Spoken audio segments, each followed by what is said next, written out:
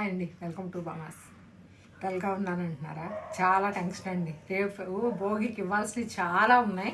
ఇప్పుడు వచ్చినప్పుడు చూడండి, టైము 8 అవుతుంది. అంటే ఇంకా 10 అవుతుందో 11 అవుతుందో. ఇవాళ ఇవ్వాల్సినవన్నీ, ర్యాపిడో బుక్ చేయాల్సినవి, డెలివరీ ఇవ్వాల్సినవి, ఊర్ల నుంచి అందరికి ఫోన్లు చేస్తున్నాం. పాపం లేట్ నైట్ అయినా అందరూ ప్రతి ఒక్కళ్ళు జస్ట్ కంప్లీట్ అయ్యాక మెసేజ్ పెడతానంటున్నాను, కంప్లీట్ అయినాయి అని చెప్తున్నాను. వచ్చేస్తున్నారు.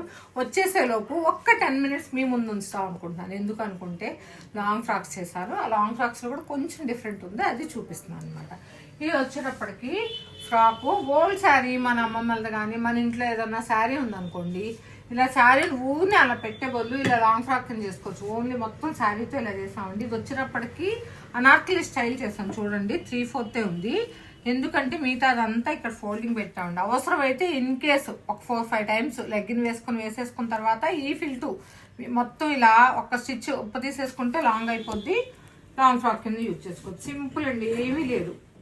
చిన్న key hole plus princess cutting. ఈ ప్రిన్సెస్ కటింగ్ ఉంటే మీకు చెస్ట్ దగ్గర షేప్ లూజ్ వస్తుంది, వెస్ట్ టైట్ వస్తుంది. ప్లస్ ఏమైనా కొంచెం అడ్జస్ట్మెంట్ ఉంటే ఇదిగోండి, ఈ డోరీతో ఇలా టై చేసేసాం, నో ప్రాబ్లం అనమాట. ఇది నార్మల్ ఫ్రాకే కదా, ఏమీ లేదు. కానీ ఇది వచ్చేటప్పుడు సిస్టర్స్ది.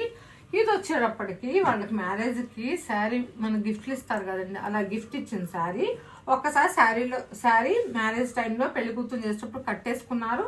తర్వాత ఏంటంటే అది వేస్ట్ అవ్వకుండా, ప్లస్ వాళ్ళు ఇచ్చిన మనకి ఎవరైనా గిఫ్ట్ ఇస్తే వాళ్ళు గుర్తుంచుకోవాలి కదా, అలా గుర్తుంచుకోవటం కోసం శారీని అయితే పక్కన పెట్టేస్తామని ఈ శారీకి పెద్ద బార్డర్ 1/2 వచ్చిందండి. 1/2 బార్డర్ వచ్చింది, 1/2 ప్లెయిన్ వచ్చింది. దాన్ని ఏం చేసామంటే 2 పార్ట్స్ చేసి, ఇది మొత్తం ఫ్రిల్కి ఎక్కువ కావాలి కదా, ఇదంతా ఫ్రిల్ పెట్టేసాం అనమాట. చూడండి, దీనికి క్రేప్ లైనింగ్ ఇచ్చామండి. రెడీమేడ్ ఫ్రాక్ అంటే నమ్ముతారు, చూడండి అంత లుక్ ఉంది.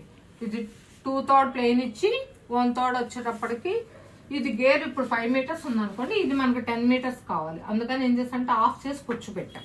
ఇదిగోండి, డిఫరెంట్గా ఉంది. బార్డర్ క్లాత్ విడిగా వచ్చినట్టు ఉంది. ఇది ఇదిగోండి, స్కాలప్ వచ్చింది శారీకి. ఆ స్కాలప్ మొత్తం బార్డరు మనకి ఫ్రంట్ బ్యాక్ అంతా వచ్చేసింది. ఇదిగోండి, ఫ్రంట్ మొత్తం వచ్చేలా వేసాం మేము.